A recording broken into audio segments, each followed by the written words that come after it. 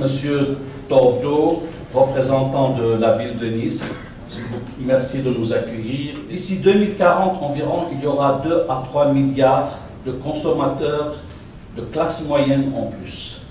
La manière dont ils seront pour la plupart dans les villes, la manière dont ils consommeront et la manière dont les produits seront fabriqués pour répondre à leurs besoins détermineront le degré des enjeux pour l'avenir, vers ou à l'encontre d'un développement durable.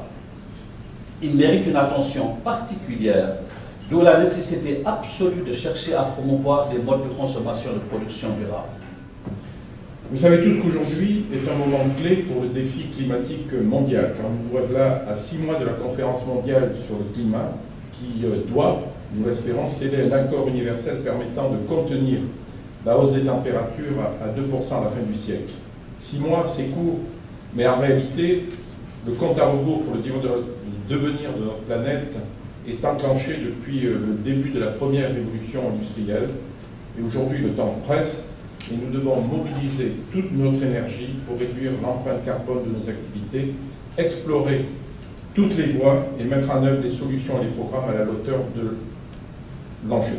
Car c'est notre conviction, et sans doute aussi la vôtre, que les villes ont un rôle central à jouer dans la recherche des solutions économes en ressources et en énergie. C'est pour cette raison que la métropole Nice Côte d'Azur place les enjeux énergétiques au cœur de son projet de territoire. L'objectif majeur fixé par le plan climat-énergie-territoire qui a été approuvé par le Conseil métropolitain de Nice Côte d'Azur en 2013 est d'améliorer notre efficacité énergétique de 20% d'ici 2020.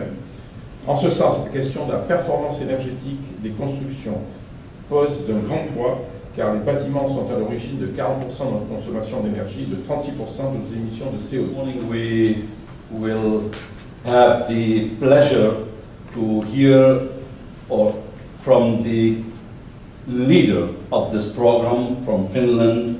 Pekka will give us a little bit more information on where are we going with this very important program. I'm happy to go more in detail of this 10 YSP Sustainable Buildings and Construction program today, and I try to emphasize the aspects how you could get some added value by joining it in a way or another, as kindly introduced by Ara.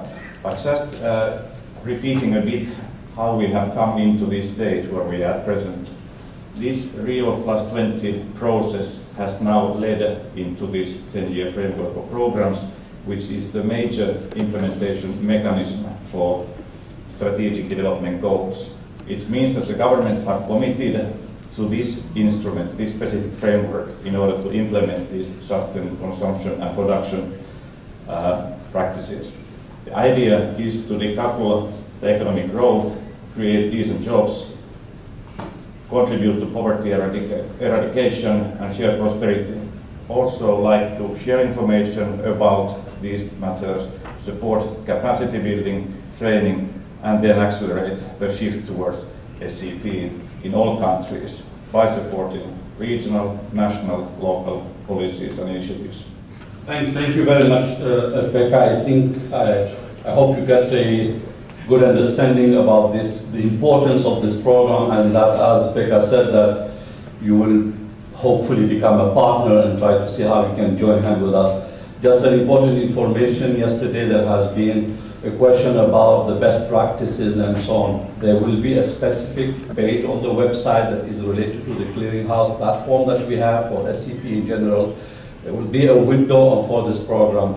So please, you have good practices at the village, at the city, at any country, let us know about it. It will be shared globally. It will allow us to connect to others, add value between them, and then make sure that it's known and that we can work together. It could be a base for a larger project and so on.